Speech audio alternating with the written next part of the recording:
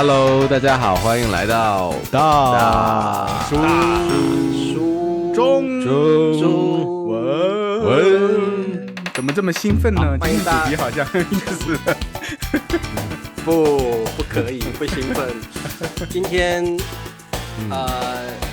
今天是很奇怪的一集啦，因为我有人自带话题，我听了你们两位的故事之后，我很沉重，我的心情很沉重，然后觉得我终于有一次茶叔跟两位大叔是截然的不同。然后特别是本来是Ben叔才有这样的症状，我叛变了，没有症状，没有想到灿叔也加入了这样的一种行为模式之中，这是一个优秀的品德，好不好？我抱着这个诚惶诚恐的心情哦，有点恐惧的、害怕的，要聊今天的话题啦。因为这个话题离我实在太遥远了。好了，什么这个悬念放了这么久，不要再卖关子了，不要再卖关子了。到底是什么？今天的话题，我们就让灿叔来揭晓吧。就茶叔到底发生了啥事？发生啥事了？茶叔都不愿意张了自己的嘴巴，不想说出来。茶叔本来没想聊这个话题，被硬拉过来聊，硬拉过来。我第一次有一个非常不想聊的话题出现了，然后那个脑海中都是那个画面。我其实也聊过了，我也没有想再回去再回忆这个话题，就是所以我们是配合灿叔。笨叔之前确实提到过这个但是没有细聊嘛，对不对？我为什么今天突然想起这个话题呢？话题是什么？好像还没有说，就是有点难以启齿。说出来，勇敢一点，第二面说出来。就是作为一个男人，内裤对里边的东西要聊，你不要瞎引，不要误导话题，来直接来说。就作为一个男人啊，就是坐着尿尿啊，羞不羞耻啊？对，其实这个话题，因为之前笨叔提到过嘛，其实因为本身笨叔就是这样一个人，他有多年丰富的坐着尿尿的经验，就是。我跟你们说，我还跟一个不错的朋友就是闹掰了，就是因为这件事一起坐着尿尿。为什么？真的吗？你说闹掰了？怎么闹掰了？对啊，就是有朋友来家里玩嘛，那个我家就是朋友家，随便在我家，就是打开冰箱吃什么喝什么，或者是两个人玩手机的时候想干什么都行，然后他去厕所了嘛，去厕所，然后我没注意到他去厕所，因为家里人还挺多的朋友蛮多的嘛，所以他没锁门，你知道吗？没锁厕所门，然后你的朋友怎么那么奇怪啊？就外面很多人上厕所不锁门，不是啊？谁上厕所不锁门啊？他就觉得尿尿很快吧？最主要是外面很多人是个男生嘛，他可能觉得自己尿的比较快吧，也没想尿很久，就要不就是他忘了，反正就是没锁门啊。所以我开门我就看见这个朋友正在小便在小便进行中，对。然后太有画面感了。你有在门旁边观察吗？我倒是没有看到他的那个重要部位但是我也不太关注那个，但是我的重点都落在那个就是那个马桶，那个叫什么呀？马桶圈，他尿尿他没有把马桶圈拿起来首先没有拿起马桶圈他就直接隔着马桶圈在尿尿，这是我的家如果这是什么那个公共场所呀，如果是这个酒店饭店的厕所，我完全无所谓的，他想怎么尿怎么尿，但是他在我家，对吧？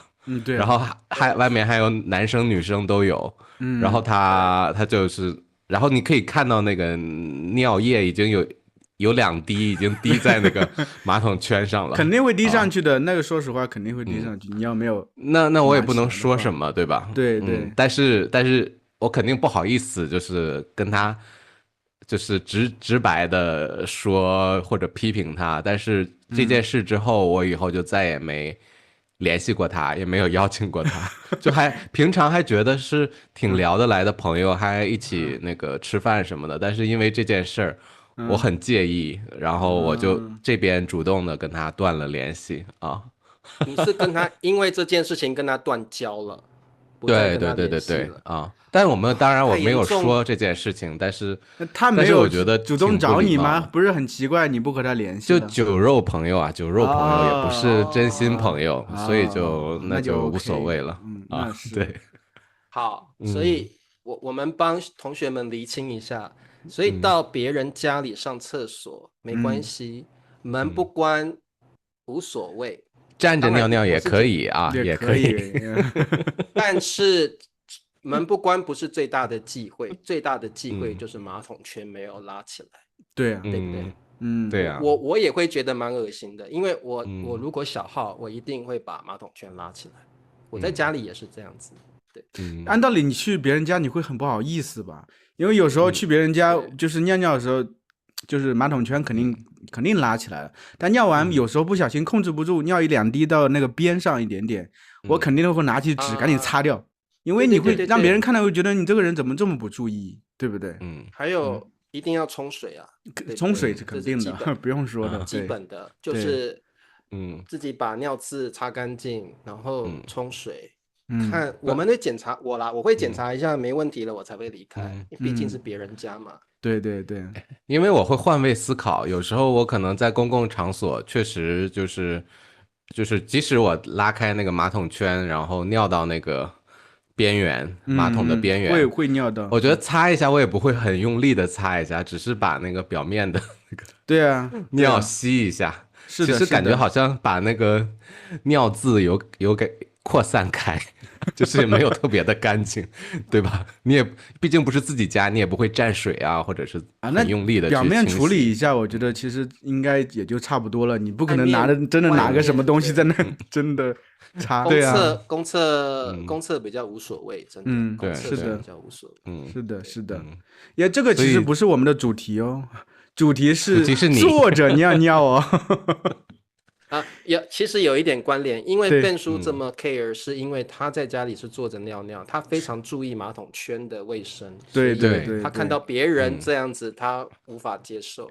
对，因为站着尿尿，你那个尿渍肯定会不只是在那个就是边缘下面的有水冲的部分。是的，会溅到那个边缘的部分。那如果是最近比较上火的话，就你尿比较黄，对不对？那个1滴2滴的尿渍是黄色的状态，风干的状态，对吧？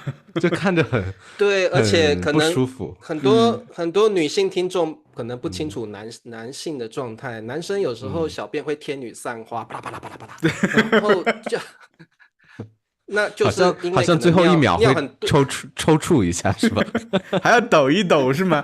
我们今天是什么节目？这一期等一下，就是男生年纪大的可能要抖一抖，不然可能尿不干净。所以在抖的过程中，可能就啪天女散花起来。所以就是一定要把马桶圈拉起来，各位啊。对。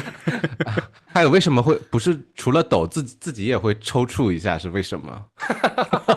是不是？就是尿到最后你们没有这个感觉？我没有这种经历。你是不是憋太久了？憋太久可能会有这种情况。我觉得我明白，我会，因为可是我觉得这不是男生的问题吧？女生也会吧？不知道是吗？人类在尿完尿之后，可能天气比较冷，或者是身体比较虚的时候，就会这样抖一下，是吗？我咋没有印象？女生不会，从来没抖过，我没有印象，没有注意过这个现象。有时候会，就是对啊，也不是每次，但是不是每次啊，这是很严肃的学术探讨。女性听众，请在下面留言，你们会不会？我觉得男生会啦。女性听众早就走了，这是什么节目？今天没有啊，我觉得女性会觉得，哎，看书坐着尿尿是一个很绅士的行为吧？真的，说起这个，就是我为什么还提起这个呢？这个话题它就是说已经扩散到这个社会层面了，就不只是在我家里有这么一个状态。因为之前中国现在很多人都开始做这个播客了，就是有好几款播客都很火了。也聊这个吗？对，有一个还挺畅销书作家，你肯定听过，就是马伯庸，你听过没有？啊，你在美化你要讲的话题吗？没有美化，没有美化，就是对，就是这个我的意思就是这个话题在中国的社交媒体它也已经出现了讨论啊，也有讨论了。就是那个马伯庸他写了非常多的畅销小说，像什么《长安12时辰》呐，之前的什么长安的荔枝呀，都改编成电视电影了。有些同学可能都看过那个长安的12时辰那个，就是他那一次去参加一个播客，就是很火的一个播客，他谈到这个话题，就说之前他老婆在家里就说收拾的时候，就说你能不能坐着尿尿，就是确实有时候尿到处都是，就是太脏了。就是男生有时候确实控制不住自己，像茶叔说的，会撒的到处都是啊，可能会分好几股，特别是年纪大了之后很心酸，会分好几股，尿尿分叉，尿尿分叉，对，所以，但是他一开始的时候也会觉得，就是我一个男人，我从小到大都是这样站着尿尿的，这是我的男子气概，我的习惯呀，你为什么让我改？但是有一次，就是说，他说好像是他老婆回娘家了，还是怎么样，他和孩子自己在家里待了可能几天，然后呢，因为可能平常的话，老婆都会收拾家里，不管怎么样，你尿完之后你不在也无所谓，可能也是挺干净的。那几天就是他和孩子自己在家里，然后尿完之后呢，就是过1-2天，他发现，哎，怎么这么脏？就那个时候自己换了一个角度去看，哦，可能真的是自己平常没有注意到这个情况。是真的，就是自己站的尿尿的时候，真的会洒出去，真的会把马桶。他从来不做家务吧？对，其实很多人，对，很多人平常可能真的就是不是特别在意。我以前也不是很在意，我觉得男人就应该站着尿尿啊。你很奇怪让我坐着尿尿，而且我会认为坐着尿尿我尿不干净啊，我会有这种感觉啊。我突然知道为什么了，因为我独居，对吧？就是我自己要打扫，我自己要对呀所以就是会更在意这件事，会在意，因为我们有家庭，没有人在意，就是老婆会打扫这个事情，会清理啊等等的，是这样的。我为什么这一回突然就说我要坐着尿尿？其实已经可能有2-3个月了吧，就是这个原因。就像笨叔说的，其实就是他需要有一个外部的一个诱因。就是促使你去做一个改变，这个东西它是一个习惯，你从小到大的习惯，然后还有一个社会默认的这么一个习惯，男生就应该站着尿尿，当然和我们的生理结构有关系，我们就可以站着尿尿。所以说那其实有几重这个设定下来，我们就肯定默认就是应该站着尿尿。但现在的话，因为家里有马桶，有马桶这个东西，而且确实随着年龄长大。其实不用说年龄长大，我儿子也是，小孩子尿尿的时候也会撒的到处都是。有时候你要不清理的话，其实那尿骚味是很重的。我这回是因为我不是和你们说过，我在5月份的时候做过一回手术，做完手术之后特别心酸，就是一开始的时候，我其实也没有用那个导尿管，因为以前做手术导尿管是插在那个尿道口的，这回没有用导尿管，但是才做完手术下地去上厕所的前1-2天，每次尿尿前面都特别特别疼，真是巨疼无比，就是折腾那种啊，然后很不舒服。但是等到没那么疼一点点，我就发现一个现象，就是我的尿不受我的控制。就是之前的话，它可能就是也有小股分叉，但是比如说你憋得久一点，它可能就一大股。但是偶尔会小股分叉，但是它基本都会锁定在这个马桶这个圈里面。但是那个做完手术之后，我发现我控制不住，它就会有一股就是会冲到对它厕所马桶里，它会出现有一股斜的就出去了。对的，这是尿，然后你会有一道斜出去。对，有一道就直接出去了，它就直接那你就对着马桶外面尿。我控制了，没那么大，口没那么大。就是我调了好几个姿势，每次都试了一下，发现它还是会出去。然后甚至有时候半夜起来，因为那个时候不舒服，在我爹妈家的时候，半夜起来憋得很，起来去尿尿，那个灯也关着，我去尿尿的时候没怎么看，那个尿直接尿到我的脚上，因为我控制不住嘛，真的，对，就是其实你不要笑，这是很心酸的。贝叔，你幸灾乐祸，我完全可以体会灿叔的心情。就是我控制不住，就是我那个时候觉得就是挺难过的，为什么是这样的？我怎么会？我甚至开始怀疑是不是因为做完手术这个地方产生了什么问题？会不会永远都是这样？对，会不会永远是我这个已经叠加年龄到这里，我就会出现这样，在叠加手术就出现这样的问题？所以让就是你把导尿管就是拆掉以后，没有，这回没有用导尿管，之前用过导尿管，之前上回手术用过导尿管，这回没有用导尿管。但是因为手术的影响，我觉得应该手术可能有点压迫膀胱，或者反正是一些东西吧，可能造成这个状态，而且持续了很久。就是等到我回到西安之后还会这个状态，我就一开始我想的，哎，就怎么办？后来想，要么做的尿得了吧，因为做的尿再怎么样，它都会在里面，它不会出来。对。我想，既然是这样，那就做的尿吧。所以，我还慢慢就形成这个习惯。然后呢？你第一次坐下尿的时候怎么样？你有羞耻感吗？还是你觉得其实也蛮简单的，也没有什么大不了。其实我是因为就是我的外面那个驱动力足够的大，就让我会忘记很多东西。要是假如我身体就是很正常，尿尿也是很正常，你让我坐下尿尿，我确实会有羞耻感，觉得我一个男的为什么要坐着尿尿？我老婆之前甚至也提到过，说你看他就是那个播客，就是他给我说的。他说人家那个作家都这样坐着尿尿，你也应该坐着尿尿试一下。这个暗示你吗？不是啊，他是明示啊，他就直接说啊，你看人家都可以这样做，因为他说你和娃有时候总会尿到外面去，其实挺脏的，你们又不打扫，就是有时候挺臭的，所以连着瑶瑶一起坐。瑶瑶是当然不会愿意的，就是我。然后我说既然这样，那所以因为我有外部这个驱动力，让我首先觉得就是很不舒服。就为什么会这样？自己控制不了自己，那我就坐那块尿尿，这样的话不会尿出去，我也不会尿到自己的脚上。那其实我觉得，对我而言，他已经找到了一个解决的方法。那这个其实就是让我觉得，这个习惯就被改变了。我就后来我都坐着尿尿，我也没有特别觉得，还很正常，反正尿的也挺干净，我就没有特别大的感觉。我为什么想聊起这个话题？我就觉得其实有时候我们认为的一些根深蒂固的习惯，它是可以被改变的。就是可能有一个足够外面的一个诱因，它让你迫使你去做这个改变，然后你就改变了。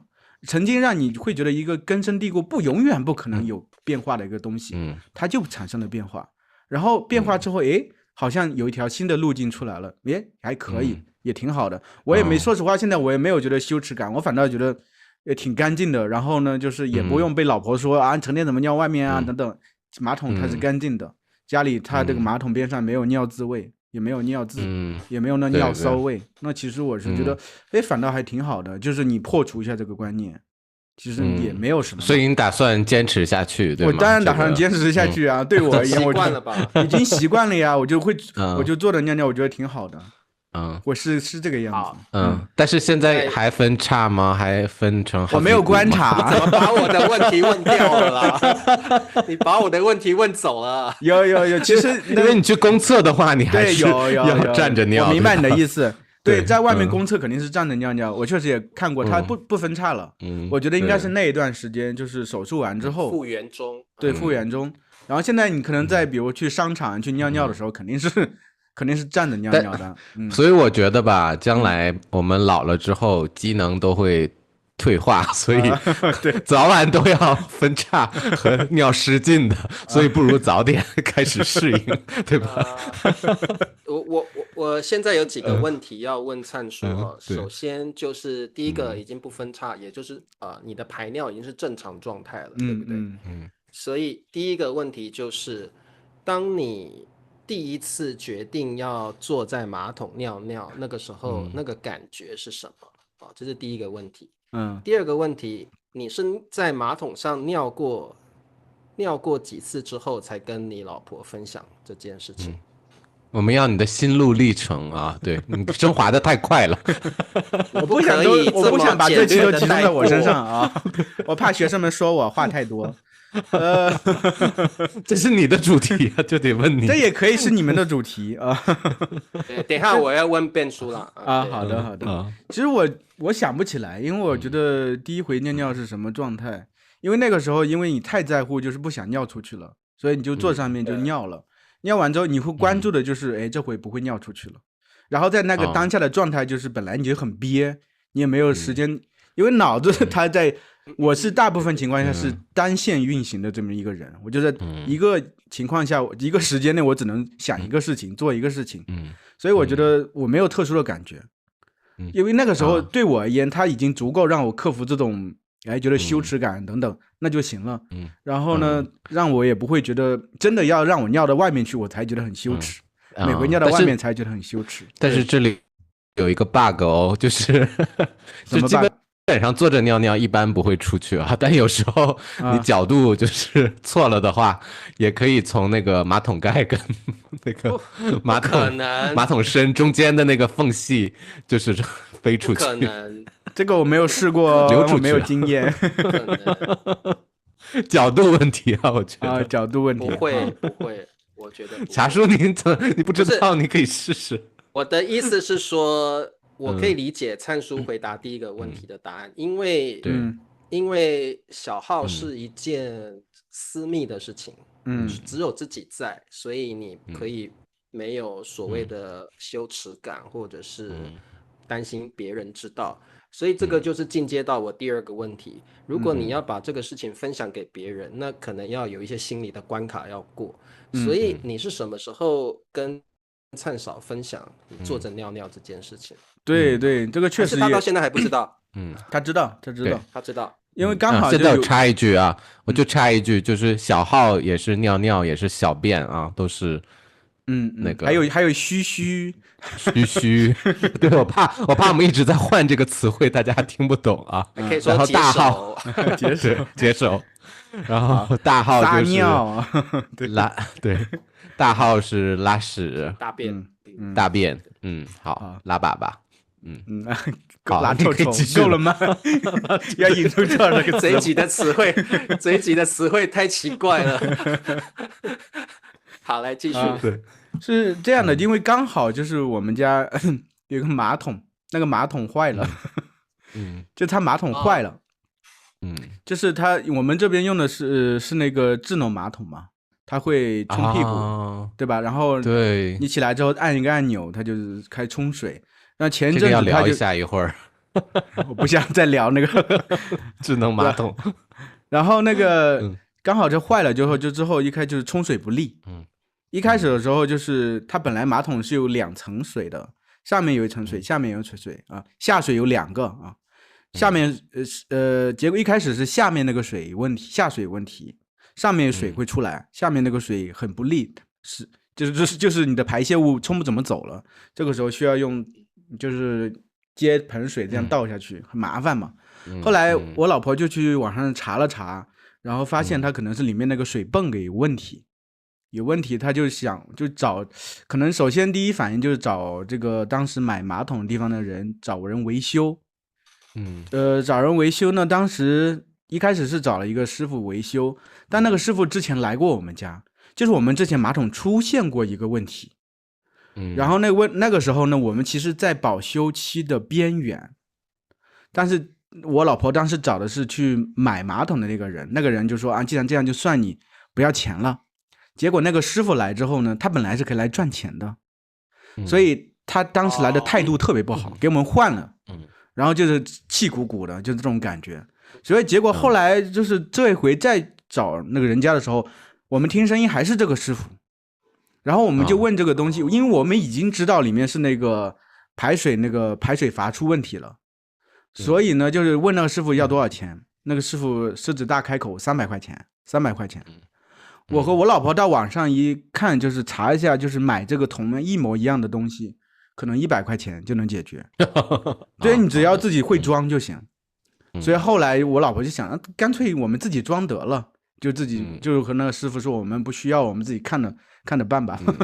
然后呢，就是这个时候就是把那个拆开之后，就发现里面就是真的还很多尿渍啊，很脏、很黄色的东西，因为你其实没有清理过，里面那个盖子揭开之后是确实挺脏的。然后对，那个时候我老婆就开始擦清洗啊之类，把它弄得很干净之后，然后我这个时候就那师傅不算狮子大开口了吧？不是，我是觉得其实按道理也是啊，自己清理一下呀。他其实那个装那个水泵是很容易的，拿出来就是拔掉，拿出来放进去擦好，结束了。OK， 他就是单价就100块钱，那可能他们更便宜，在网上买是100块钱，他可能更便宜，能进货更便宜。对，明白，对吧？而且最主要是因为他的态度不好，就他之前的态度让我们很不满意。我们觉得就让你赚这份钱，你们还能听出来，还记得他，印象这么深刻。对，就真的能听出来，完全听得出来。因为当时给我们留下了非常难以磨灭的印象，就是因为他没有收钱，他整个人就摆着脸，就特别生气那种感觉，就是欠了他多少钱呀那种感觉啊。所以就后来打开了清洗之后，然后我顺势就说，我说我现在其实都已经开始坐着尿尿了，我觉得这样后面的话应该会更干净一点，是这个样子。所以就是我觉得当下我也有这么一个语境，就让我觉得我也说这个事情也没有什么。就是我老婆说，哎，你现在竟然坐着尿尿了？对，我说我现在已经坐着尿尿了。我觉得他怎么发现的？不是我和他说，我先和他说，然后他很好奇，然后我就说是啊，我现在坐着尿尿。我觉得我发现这样还挺好的，起码你看边上都挺干净的，可能后面里面就不会那么脏。我是觉得我是觉得这个习惯其实养成也挺好，我会这样觉得。所以灿嫂听了这句话，她的表情就是格外的温柔，是吗？就是一个很正常的表情嘛。他就说啊，你终于，在我之前和你说你都没有用啊，你现在怎么自己竟然突然改了之类的？对，是这个样子。所以就是一个很自然的一个过程。所以灿嫂在听到的当下是蛮淡定，但是抱着支持的态度。对。对他而言肯定是支持呀，因为他就少了去清理。他之前和我说你自己要注意要处理一下，我没有放心上呀。所以现在的话，其实我坐着尿尿，他确实就边上就不可能有尿渍了嘛，因为都冲走了嘛，对不对？就是其实这个是秉着，那我哪怕因为我自己可能确实平常也想不起来要去把马桶擦一擦，边上收拾，那既然这样在源头上可以处理的，对吧？我就不去尿的到处都是，那其实还可以。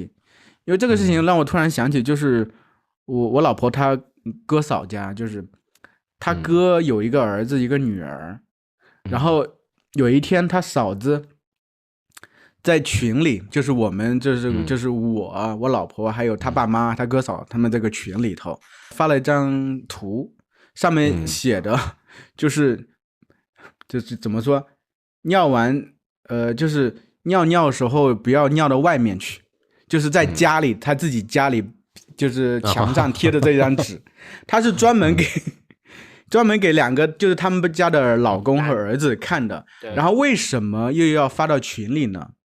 发到群里的原因就是让我老婆的爸妈看一下你们的儿子是什么样的，这样的不住让你们不舒服，因为他们的关系就是有点这种很拉扯啊，成天会做这种事情。就是其实我是相信面子，对，让他不给他面子。我是相信这个其实是很多人都会面临的一个境地。以前的话，我是觉得可能在中国人的传统思维里，男人怎么可能打扫家务？男人怎么可能在意这些事情，对吧？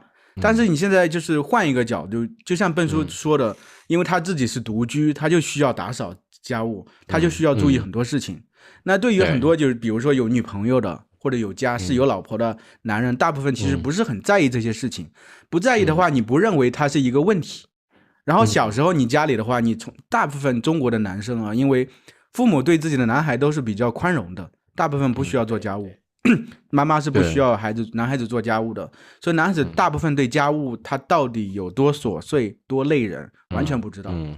但是呢，说实话，就是到现在这个程度，比如说你现在的，我是觉得互联网的话，女性的声音也越来越强了，然后妈妈们也会发声啊，就是老婆们也会发声，就是说其实做家务很琐碎，要花非常多的时间。这样的话，我觉得有这个管道，大家慢慢也听到这个声音。其实我是觉得男生或者老公、男朋友等等，确实也应该就是适当的去分担一些家务，应该力所能及自己的做好。因为这个其实因为我在家里，很多时候确实我老婆比较忙，我也会做很多家务，洗碗呢，还有就是拖地啊等等，我会做，我会确实发现做家务是特别，首先它不特别琐碎，你感觉好像没做多少东西，但是你会发现会花了非常多的时间，然后这个人感觉特别疲惫做下来。所以我觉得既然是这个样子，那有些东西在源头能处理一下，能控制一下，对吧？大家都省事儿，大家都不会那么累。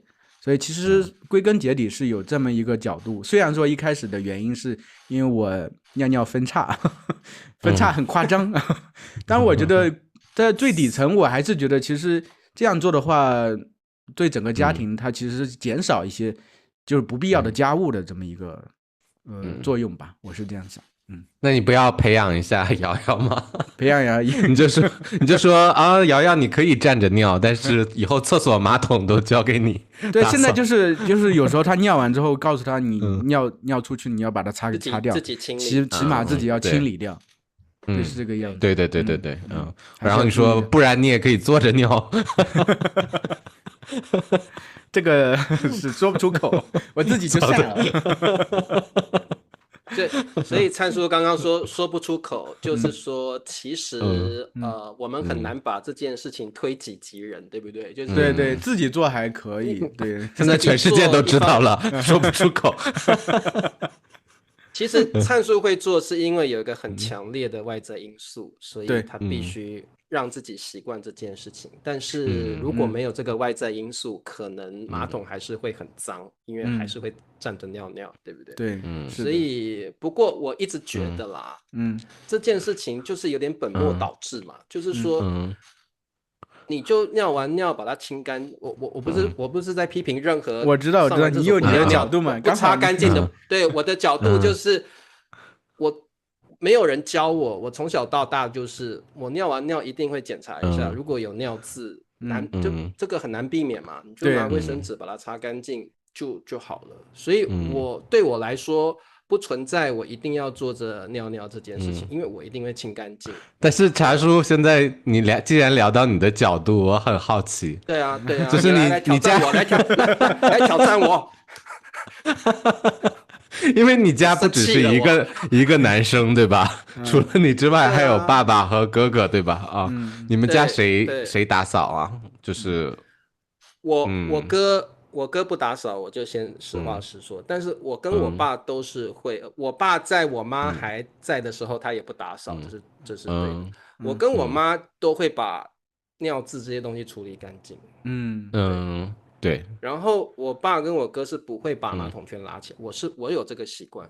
因为我以前在外面住过，我在外面住过好几年，就是读书的时候或工作的时候，我有在外面住过，所以我那个。把马桶圈拉起来的习惯已经是养成了，所以还有把马桶清干净的习惯我都有了。所以那可是有时候要帮忙哥哥和爸爸帮他们打扫一下。自己的家人我倒觉得无所谓。还有就是说，我会在整理尿渍的同时，我就把厕所顺便扫一扫啊。然后我就觉得哇，焕然一新，就是不止马桶。那个瓷砖那个洗手池太幸福了，跟茶叔住一起，就不需要担心家务。尿渍到了因为我家是我自己有一个厕所，然后客厅有另外一个厕所，我一定我的厕所几乎不用打扫，因为我当下就弄干净了。那客厅的厕所，我每个礼拜会排2天去打扫它，然后专门排2天。天哪！就是那2天，我一定要去把厕所打扫干净。所以我们家的厕所也没有什么尿渍的问题。那你一直这样的话，肯定是我是不可能让我的厕所闻到尿渍味，不可能。我觉得那太恶心了。对，然后所以我一定。我就是会把厕所排2天，是要彻底的打扫一下。所以我觉得。为什么我刚刚说本末倒置？就是说，就是清干净就不会有要不要坐着的问题。因为我觉得有一点奇怪，就是说，当然这个中华传统文化就是什么男主外女主内，男性很少做家务什么什么，我就觉得家务就是看到有问题就看到脏就清，就是这样子而已，没有什么分男女。我的感觉是这样啦，我的习惯就是看到脏赶快弄起来，不然你会搁在心里。比如说我看到地上有一个很一个污渍在那里，我如果不赶快清起来，我做什么事情我的脑中都会想到那个污渍，所以我就顺手把它清起来就没事了，我就不会再去想它了。那主要是因为你和很多人不一样，我是觉得你很爱干净，还有你喜欢做这个啊，对，就很幸福啊，跟茶叔在一起，对，是啊，就是你不清会想啊，对啊，会睡不着。像昨天题外话啦，昨天因为那个我跟Ben叔现在在测试那个，又可以打广告，默默 Chinese， 默默中文，对，然后那个阿德就是那个。就是 debug 的那个对 Sam 对Sam 工程师，那我阿德他要一些 PowerPoint 做测试，我就给他 PowerPoint，因为我有很多个 sample 可以给他测试，给他之后，我后来因为很晚了，我就去睡觉，后来我脑海中说，给了 PowerPoint 没有给 PDF， 他会不晓得本来那个 PDF。PowerPoint 是什么样子？我整晚睡不着我整晚睡不着。对，我好像看你半夜爬起来发信息。对，我就爬起来，我就把我给阿德的 PPT 全部转成 PDF，然后再传给他，然后我心里没事了，我可以去睡了，就睡着了。你是这样的人，所以就是我没有，就是我心里有事。没有办法，没有做完，我是绝对睡不着，我一定要完成它，所以我半夜起来都要把它做完。然后我再回去，我就可以很安心的睡着了。所以包括马桶还有厕所，我也是会这样处理。如果该清没清，或者我走过去就闻到尿骚味，我一定要找到那个尿骚味是哪里传出来的。然后我一定要去把那个尿骚味处理掉。我会像侦探一样就是去找，有时候不好找，因为你有时候不晓得那股尿喷到哪里去，不晓得，所以你要不停的去找。找到了把它清掉，这样对啊。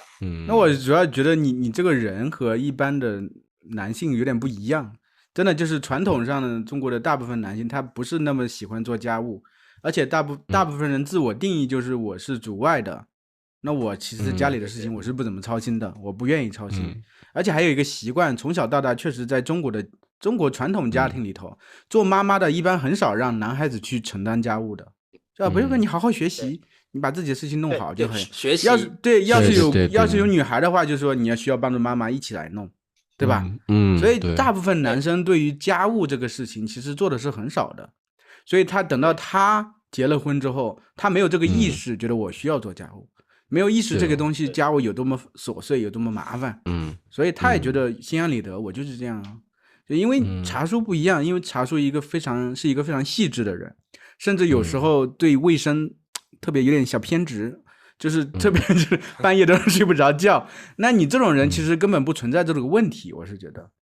对于我，那我是一个比较传统意义上的一个中国男人。那以前我也不算我偶尔会做家务，但是对大部分家务我其实做的还是少的。我只说从我的角度而言的话，可能这个事情，能避免一点是一点，其实是这个样子。你跟灿嫂结婚前有没有自己住过一段时间？住过很长一段时间。自己的话就肯定就是必须得做家务啊，就是因为自己的话就因为之前自己住的时候，那个时候我记得我之前大学毕业才来西安的时候，住过好几个地方，但是就是那种它是城中村那种。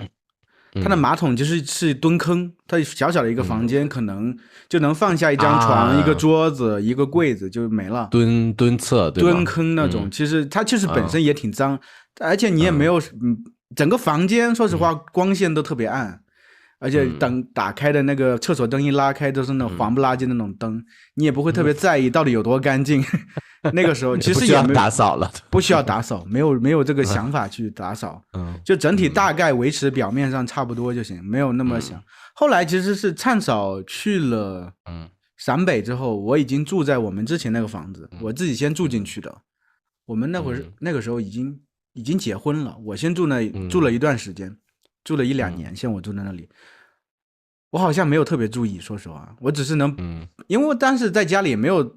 一个人也没有什么事情可干嘛，也不会把家里弄得特别乱，整体就垃圾要扔就行了。其实自己一个人都很少做饭，基本上都在外面吃，所以家里不会有太多的垃圾储存在那里。整体马桶的话，我觉得我没有特别注意过，可能就那样吧。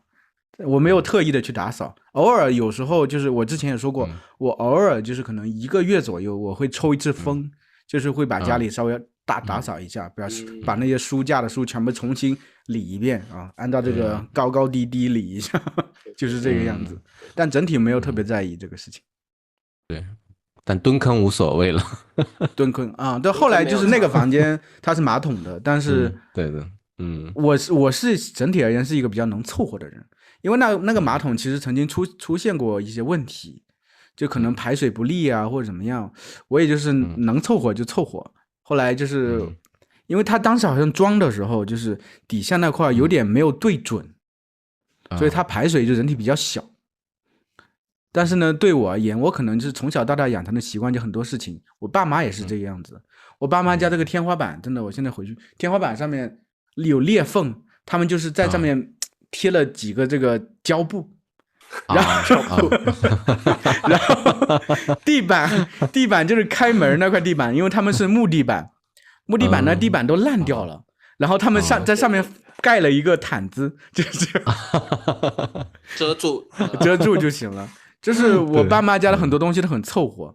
他们虽然是做生意的人，他们在外面的形象还是比较在意的，衣服打扮等等会在意，但家里真的特别凑合。我觉得可能我也是习惯在这样的家庭里长大之后，我对生活一些琐事特别凑合。我觉得无所谓，吃怎么样无所谓，住怎么样无所谓，穿什么样无所谓。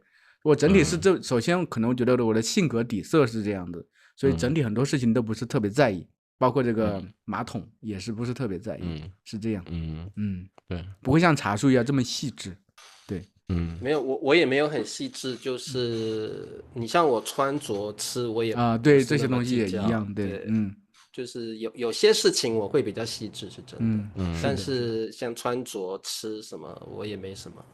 对，好，就是灿叔分享了一个本来难以启齿的事情，然后变成了怎么变成很好笑的一集哦，那挺好玩的。我觉得我不是要，就是我没有批评或歧视或什么的意思啦。对于坐着尿尿的男士们哦，我觉得因为每个家庭都有不一样的状况嘛。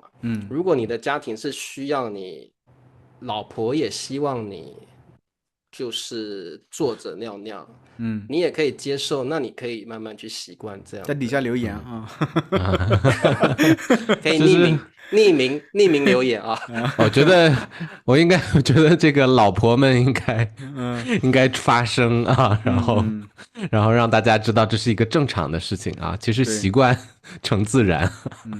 我很想知道，就是在收听播客的女性听众们或观众们，你会希望所有的女性都希望男性坐着尿尿吗？你们会觉得这是一件如果男性能配合是很好的一件事，还是你们觉得男生就是要站着尿尿？你们是哪一种女性？我真的有时候想问我所有的女性学生这个问题。我可能等一下刚好有个女学生的课，我要问她。就是我还蛮好奇，就是两性之间对于一件事不同的观感是什么？对，可能有些女性也是传统的，有些女性是希望男性要配合家庭的一些生活习惯的，所以这个我觉得这是一个很重要的课题。生活就是一门很重要的课题哦，所以我觉得坐着尿尿这件事绝对不是小事哦。是的。对不起，我笑场了。好，那我们这一集就到这了。那要感谢灿叔把自己私密的这个，笨叔也一样，不要把火力都移到我身上。笨叔单身啊，比较无所谓。我们主要是要给茶叔施压。我没有，下一个就轮到茶叔。我可不是小人啊，我不是这样的人。那就是本茶叔是不可能坐着尿尿了。对，好，那就是不管怎么样，就是这一集也让大家学到一些比较新鲜的词汇。对，好，那就这样吧，我们赶快结束它。好，我们下一期再见吧，大家再见，拜拜，拜拜。